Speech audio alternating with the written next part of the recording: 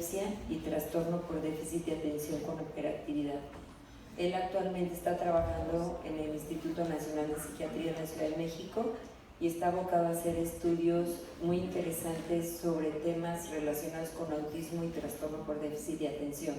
El día de ayer, los que tuvieron la oportunidad de escuchar su plática, fue muy interesante, y hoy nos va a dar otro tema también con gran relevancia para nosotros, que es metaplasticidad, autismo y trastorno por déficit de atención con hiperactividad. Pido un aplauso para el doctor Michel Gutiérrez. Gracias.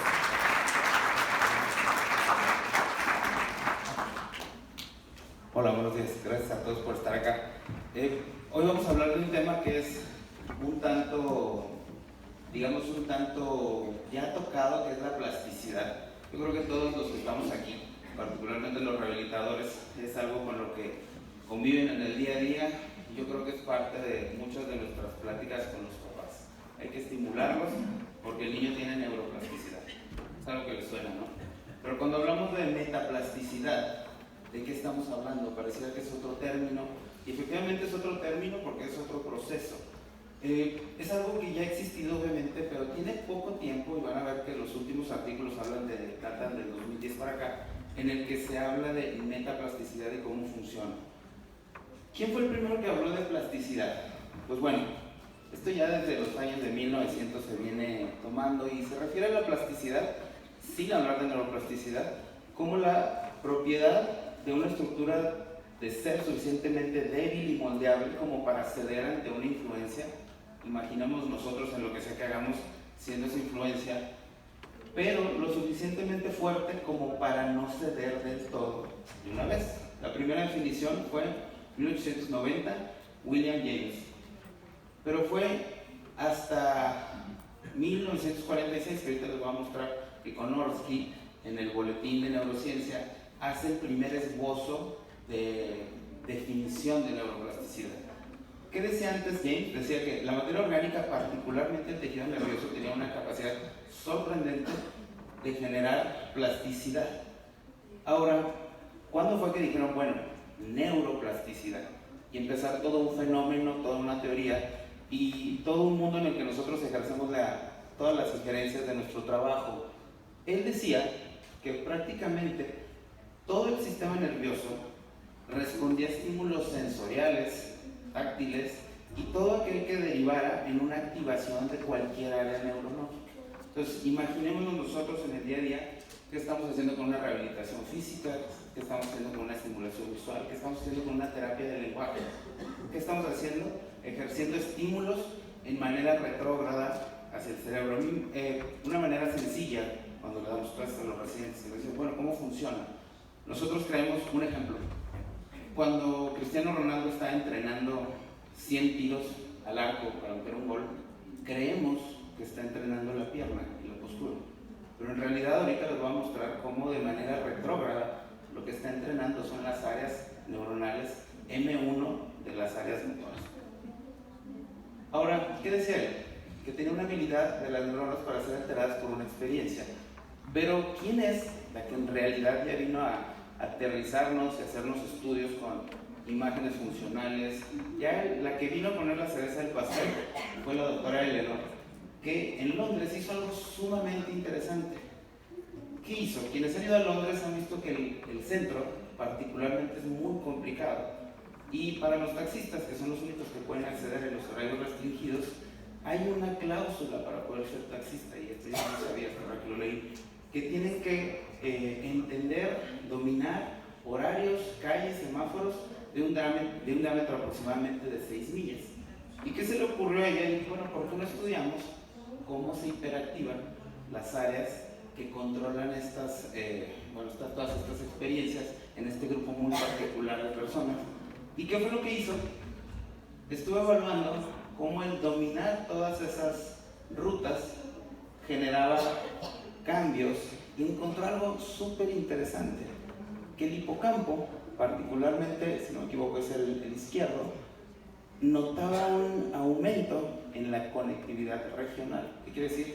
Segmentos C1, C2 del hipocampo estaban más grandes, estaban hiperactivados, y no solamente lo encontró a través de pruebas neuropsicológicas muy enfocadas a medir hipocampo y áreas periamigdalinas, sino que hizo resonancias magnéticas con volumetría y notó que era directamente proporcional al tiempo que un taxista conocía y recorría esas calles.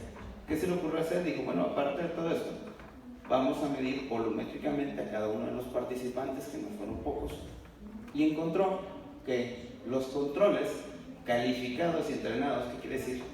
Los taxistas súper entrenados en ese circuito, tenían mucho mayores niveles a nivel del hipocampo, particularmente del lado izquierdo, si no me equivoco, que los controles y esos mismos taxistas, por así decirlo, no entrenados o que no llevan mucho tiempo.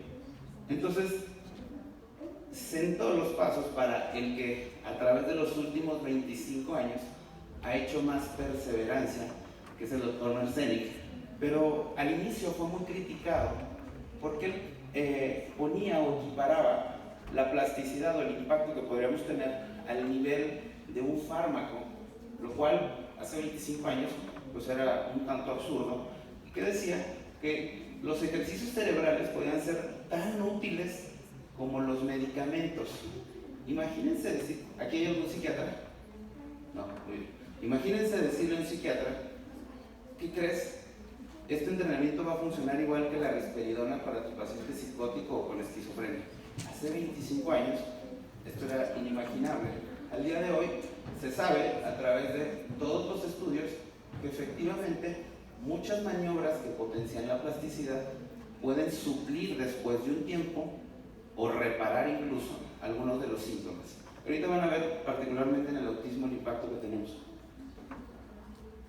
Ahora, hablando de términos de neuroplasticidad, fíjense cuántos años después. Se sorprenderían que al día de hoy ya hay un journal de neuroplasticity. Sorprendente, ¿no? Con un impacto bastante bueno. Ni sumando las 3 revistas mexicanas dan este factor de impacto. O sea, es muy fuerte.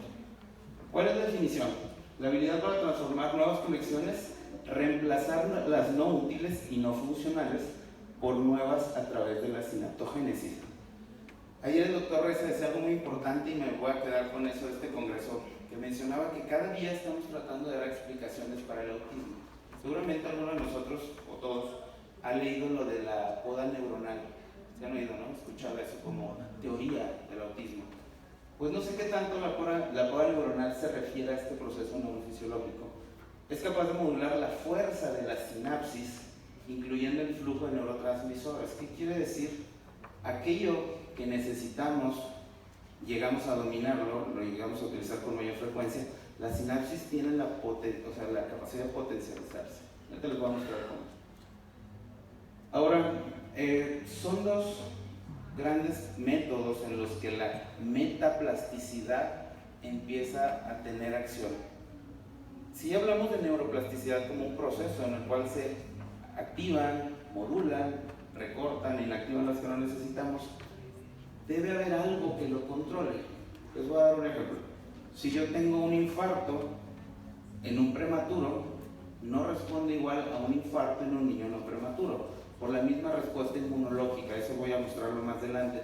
¿Qué quiere decir? Que debe haber algo que module en un paciente como este, que no tiene la capacidad de autolimitar la respuesta inmunológica, que esa plasticidad no se exceda o no se quede corta. Esa es la metaplasticidad, inclusive se llama la plasticidad de la neuroplasticidad, y lo hace a través de 2 vías. La potenciación a largo plazo, ¿qué hace? Hay una liberación abrupta de los neurotransmisores, particularmente el GABA, se une a la membrana postsináptica y hay una apertura de canales iónicos postsinápticos, pero masiva, intensa y repetitiva. Lo que hace que se potencie es que sea un impacto inicial alto y repetitivo, ¿sí? Esto es lo que potencia la sinapsis que queremos modificar o que por algún proceso se decide mantener. Ahora, la contraparte debe ser una depresión, porque no todo puede ser potencialización, porque si no tendríamos redes excesivas y aberrantes. ¿Qué ocurre? Pues la contraparte es la liberación de glutamato. La unión de membrana postsináptica se modula, esta no se suspende, solamente se modula. Y hay cierre de canales iónicos postsinápticos. ¿Por qué? Porque el potencial de membrana tiene que estar libre para otro nuevo efecto. No puede estar abierto en todo momento porque si no genera excitotoxicidad y muerte neuronal temprana. Ahora, si habláramos de un balance, les voy a mostrar aquí este dibujo. Se ve bonito, pero es muy complejo. Voy a tratar de mostrarle. Tenemos los receptores GABA, los receptores AMPA, los mGlu, pero si se fijan, estos mismos están en todas las neuronas. Y la diferencia es que cuando hacemos una potencialización a largo plazo versus una depresión a largo plazo, lo único que cambia es el momento en el que uno u otro predomina. ¿Qué quiere decir? Si necesito una potenciación inicial, tengo que exacerbar la respuesta, pero en el control esos mismos canales se deben de cerrar. ¿Qué quiere decir? La plasticidad y la metaplasticidad se dan en el mismo lugar, pero en diferente momento. Particularmente en la largo plazo, los receptores NMDA. Ayer me pareció muy interesante lo que mencionaba, estuvieron en la plática de la doctora Moguel, que la potenciación de la vía visual es a través de NMDA, y particularmente el área de mayor neuroplasticidad es el área visual. Entonces, ¿cómo se lleva a cabo la metaplasticidad correcta, adecuada y en el tiempo que requiere un paciente, un niño particularmente con algún trastorno del neurodesarrollo? En un adecuado control y sincronía del momento de la potenciación y de la depresión. Ahora, ¿qué puede afectar esto? Que es parte de lo que vamos a ver. Si yo tengo un paciente prematuro, si yo tengo un niño asfixiado, si yo tengo una mamá, inclusive ayer hablábamos de microbiota, que tiene exposición previa prenatal a una dieta inadecuada, si es obesa, si consume tabaco, pero también en el paciente, que ojo, ayer dijeron algo muy importante, la metaplasticidad y la neuroplasticidad puede durar hasta los 100 años particularmente. ¿Qué quiere decir? Que nosotros, en este momento, sea lo que sea que tengamos que reparar, nuestra metaplasticidad se va afectada si fumamos, si tenemos estrés. Particularmente ahorita el estrés tiene un efecto muy fuerte. Ahora, ¿cómo son los mecanismos? Es un poco complejo, me puedo ir deteniendo si es necesario, pero ¿qué ocurre? La metaplasticidad, para controlar el proceso de plasticidad, debe de siempre empezar antes que la plasticidad. ¿Qué quiere decir? Es como mi control de fallos. Empieza un proceso de metaplasticidad, una programación, los neurotransmisores, el sistema neuroendocrino se empieza a preparar y empieza como tal la potenciación y la plasticidad sináptica.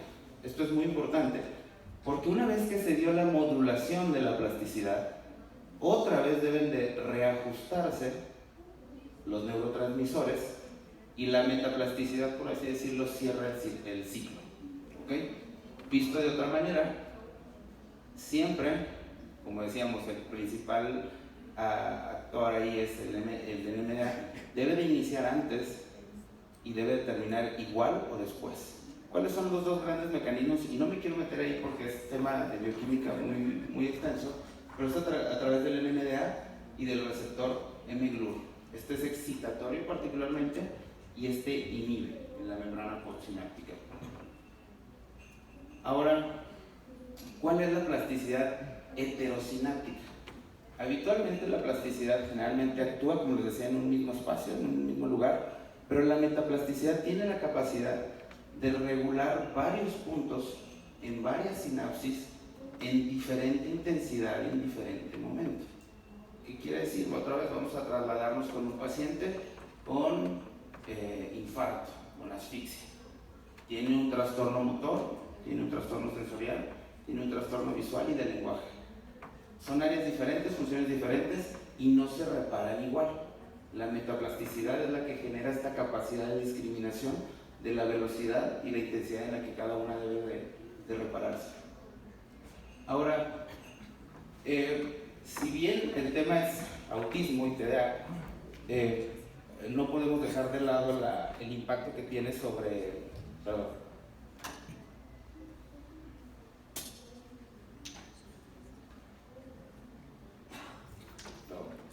la conducta, ¿sí?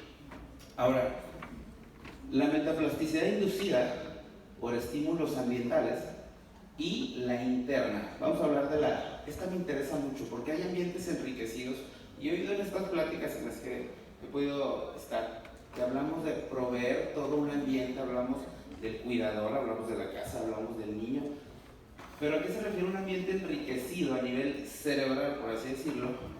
Ejercicio, promover un ejercicio, está claro y comprobado que los efectos del GABA se potencian con el ejercicio. Hay un estudio muy interesante que salió hace un par de años en el que establecieron el efecto de un antidepresivo y terapia versus terapia y un ejercicio sostenido de 30 minutos regulado durante 3 meses. Y se dieron cuenta que después de 3 meses el efecto era igual. Entonces, a eso se refiere. Efectos de hormonas, ahorita vamos a ver una, particularmente el efecto del cortisol en el estrés, catecolaminas y factores neurotróficos. Ahora, los eventos estresores, pues ustedes pueden decirlo, ¿no? Hay muchísimos y varían en cada paciente, pero particularmente me gustaría mostrarles este estudio. ¿Qué hicieron ellos? ¿Sí? Evaluaron la respuesta periamigdalina y del hipocampo al estrés. Todo estrés, particularmente físico y obviamente psicológico, genera una alteración en el eje hipotálamo-hipófisis, esto que genera elevación de los niveles de cortisol. Y les preguntaba si hay algún psiquiatra, porque los psicólogos también dominan esto, que muchas veces el factor de un estrés postraumático fisiológicamente está mediado por el cortisol. ¿Okay? Entonces, ¿qué vieron? Que el hipocampo y la amígdala respondían diferente, pero tenían una hiperactivación del cortisol, y los receptores de los esteroides, tristemente, y lo digo tristemente porque impactan, se encuentran con una afinidad exacerbada en todo el sistema límbico. ¿Qué quiere decir? Que si algo impacta el estrés y el cortisol es el área periamigdalina. Ahora, ¿esto cómo pasa?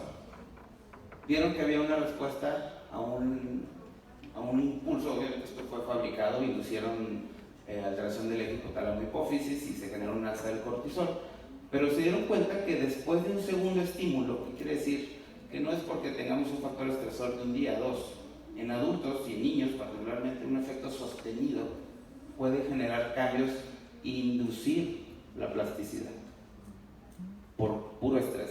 ¿Eh? Ahora, esta yo creo que nos interesa mucho. ¿Cuántas de aquí son rehabilitadoras del lenguaje? ¿Sí hay? No, hay muy pocas. Okay. ¿Qué ocurre? Esto es un experimento muy interesante. Hicieron un sistema en el que un conejo se iba a ver expuesto a la necesidad de aprender a través de la discriminación del olfato. Tuvieron varias pruebas, aprender a cruzar un tanque, pero lo que observaron fue muy importante, que después de la repetición, obviamente las redes implicadas en el aprendizaje y en la asociación del olfato fueron cada vez mayores. Esto traduzcámoslo, podría ser algo muy simple, pero traduzcanlo a lo que hacemos en el día a día. Ahora, digamos que esta es la parte técnica, un poco aburrida de la metaplasticidad, pero ¿cómo adquiere relevancia en el día a día en lo que hacemos? Los mecanismos se encuentran en el corazón de todas las funciones cognitivas y particularmente la plasticidad está implicada en dos procesos, la metaplasticidad, en cognición y memoria, ¿sí? Es por eso que esta plática se centró particularmente en TDAH y autismo, ¿sí? Entonces muchos trastornos neurológicos muestran estas fallas y todos estos padecimientos neurológicos que ustedes ven está probado que tienen alteración en el proceso de metaplasticidad. Ahora, ¿cómo lo probaron? De la siguiente manera. Hablábamos que la depresión a largo plazo era como el cortafuegos del inicio de una plasticidad. El exceso de una depresión a largo plazo obviamente tampoco es bueno. Hablamos de Alzheimer, hablamos de Parkinson, porque empieza a dar una depresión, van silenciando la sinapsis, van eliminando los sitios de neurotransmisión y genera una neurodegeneración. No sé si alguno de ustedes ha leído que antes se tenía considerado, y todavía ahorita está tomando una relevancia de la parte neuroinmune, que hay un continuo, o había un continuo entre autismo y esquizofrenia. Eso empieza a tomar nuevamente mucha voz derivada de estos estudios y de la neuroinmunología. Ahora, este artículo me pareció muy bueno y habla particularmente del centro de nuestra plática. ¿Cuáles son los mecanismos anormales de la plasticidad en el autismo y en uno de los principales síndromes con discapacidad intelectual? Hicieron algo muy interesante.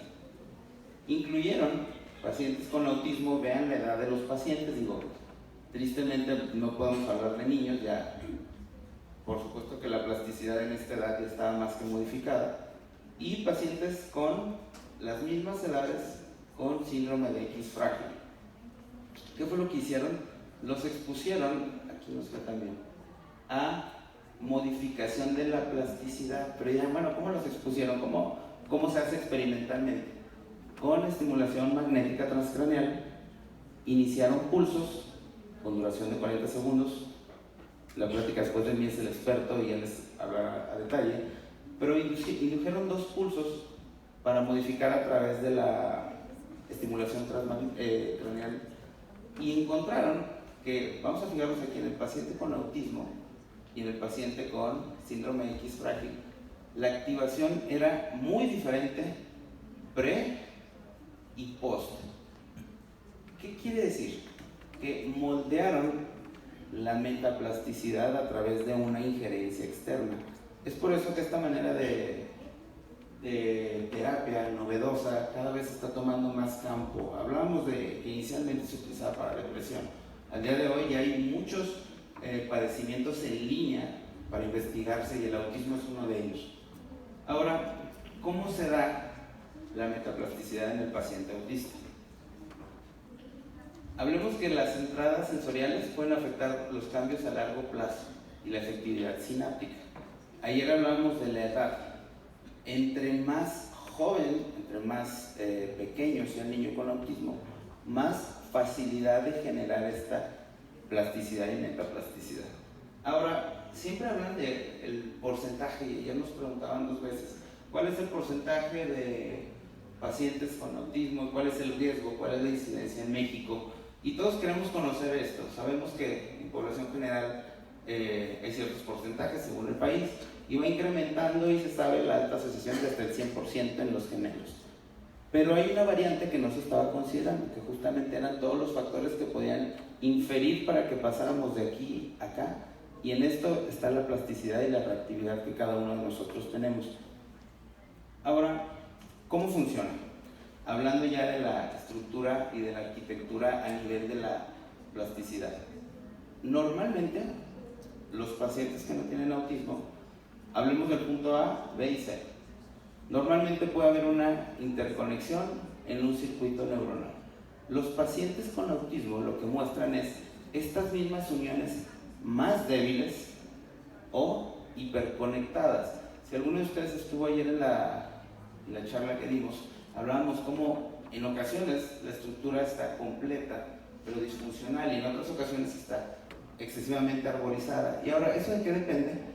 De una disminución en la plasticidad o de un exceso de plasticidad, dependiente obviamente de diferentes modificaciones que alteran el nivel de conectividad. ¿Y qué tiene que ver aquí la metaplasticidad? Pues justamente ese cortafuegos que debería de haber dejado control en hasta dónde sí o hasta dónde no ceder a la plasticidad, se encuentra alterado. Las causas, como lo pudimos ver ayer, múltiples, desde genéticas hasta ambientales. Ahora, ¿cómo se genera o cómo se controla la metaplasticidad? Lo que viene es la comunicación sináptica. De hecho, todos los nuevos, las nuevas herramientas diagnósticas, los nuevos tratamientos están enfocados a cada uno de los pasos del proceso sináptico, tanto en epilepsia, tanto en TDA, tanto en autismo, y particularmente la investigación en autismo se está enfocando mucho en esto. Yo les diría que lo más importante es las proteínas sinápticas y los canales iónicos, y hay propuestas de nuevos fármacos que ahorita les voy a mostrar los clinical trials, y inclusive esta es una de las causas por lo que algunos anticonvulsivos en escenarios muy particulares pudieran tener efectos en pacientes con autismo. Ahora, normalmente tenemos, como les decía, el estresor interno y el externo, y el final de esto es la alteración en la sináptica del autismo. Tenemos los factores genéticos, la epigenética y lo que ya les hablaba. Ahora, ¿qué pasa en el paciente prematuro? Porque la mitad, o al menos la tercera parte de los pacientes con autismo tienen el antecedente de prematurez. No necesariamente tiene que ser un prematuro extremo, pero se sabe que el riesgo de autismo es mucho mayor en menores de 33 semanas. Ahora, ¿qué ocurre? Hablemos de ese cerebro con inmadurez. Normalmente tenemos un sistema proinflamatorio y antiinflamatorio. Este está activo desde el momento en el que nacemos. Si nosotros nos vemos expuestos a un evento en la etapa de prematurez, que es por sí mismo la prematurez o la asfixia, la barrera que naturalmente debería de ser impermeable al nacimiento de un niño de término, en esta edad es totalmente permeable, y particularmente los linfocitos modifican la respuesta y el factor reparador se encuentra inactivo. ¿Qué genera esto? Que prácticamente todas las células que son foco de la señalización, de la potenciación a largo plazo de la que hablábamos, se encuentran disfuncionales, particularmente la microglia. ¿Y por qué la mencionamos? Esta diapositiva la vimos ayer. Porque en el autismo toma muchísima relevancia, porque una microglia mal señalizada, mal activada, genera una respuesta inflamatoria local que genera una alteración. Y ahora, este dibujo es muy bonito, pero ¿cómo se ve en la vida real?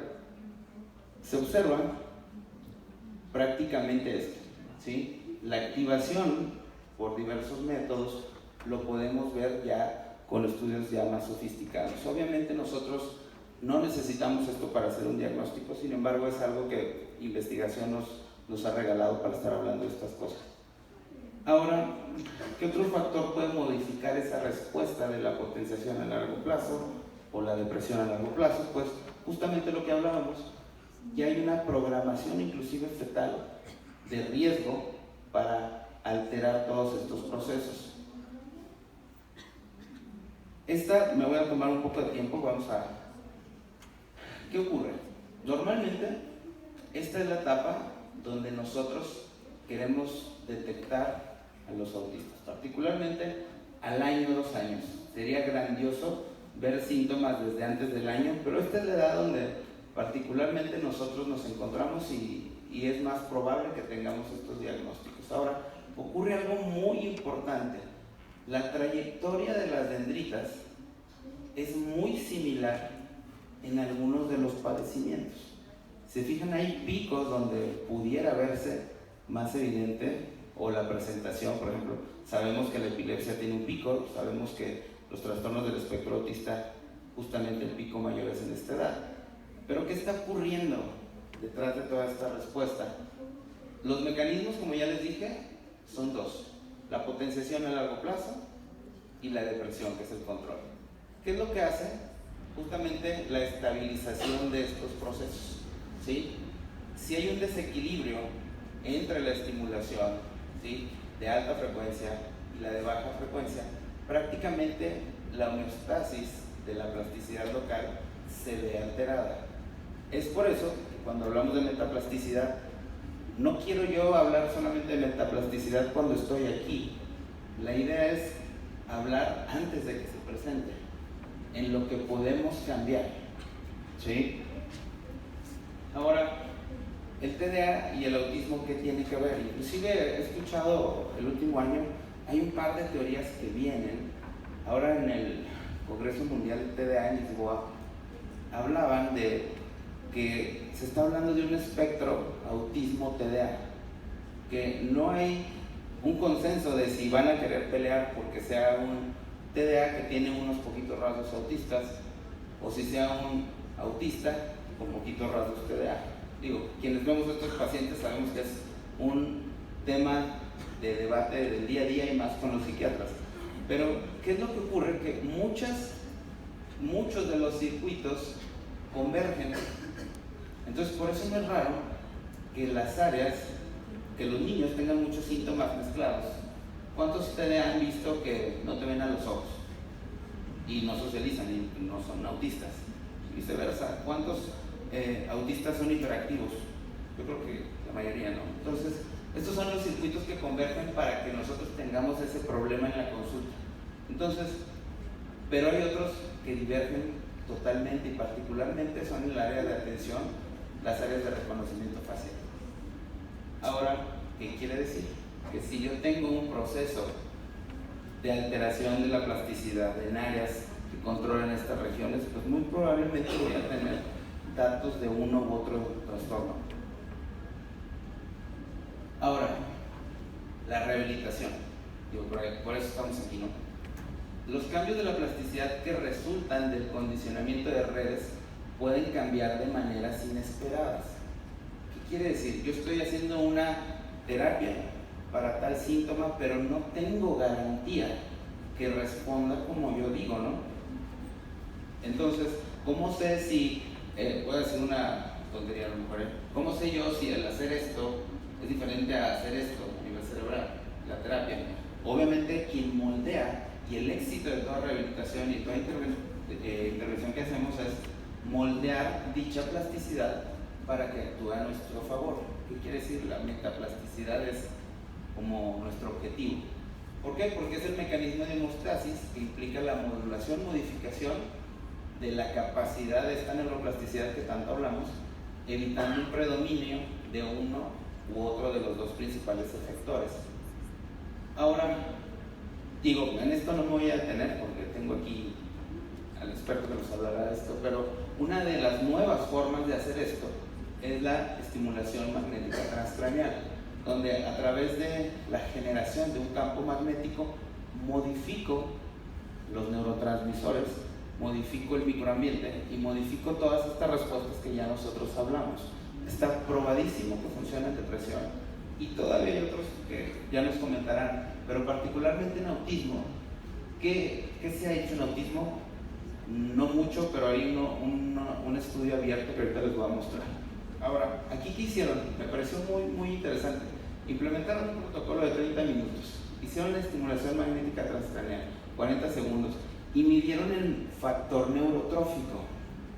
¿Qué es esto? Pues es un factor muy particular en los procesos de recuperación neuronal. Los rehabilitadores que están aquí lo dominan. Hicieron, a través del ejercicio y la estimulación, le estamos dando al paciente mayor factor neurotrófico y mayor probabilidad de regeneración. Ahora, ¿dónde estamos parados al día de hoy con la estimulación magnética como una manera de modificar la metaplasticidad? Digamos, una manera en la que ya tenemos acceso a algo externo que nosotros podamos modificar. Miren hasta cuándo estuvo este estudio. ¿Qué quiere decir? Que este viene en este año o el próximo, ¿no? Incluyeron 32 participantes. ¿Y qué fue lo que hicieron? Me pareció muy interesante, porque la intervención fue 20 sesiones de estimulación magnética transcraneal en el área dorsolateral prefrontal y en 20 controles donde hicieron una simulación, digo, a efecto de placebo, que no sé si un campo magnético pueda considerarse placebo, pero bueno, esta fue simulada. ¿Y qué fue lo que encontraron? ¿O qué es lo que buscaban? Cambios en la escala de Conners después de 4 semanas y en pruebas de CPT. ¿Cuáles son los resultados? Pues todavía no están, pero lo vamos a esperar, lo esperamos con ansias varios. Ahora miren, apúntense, porque está abierto y podemos mandar a algún paciente, ¿sí? El objetivo, el estimado es que sean 100 pacientes y se va a utilizar para reconocimiento de caras. Este es un súper proyecto. Esto es literal moldear esa metaplasticidad en una población que tiene una gran capacidad de hacerlo. Desafortunadamente todavía no dan los criterios de selección, pero pues prácticamente se tiene proyectado para los siguientes años. Y creo que sería todo por mi parte. Gracias.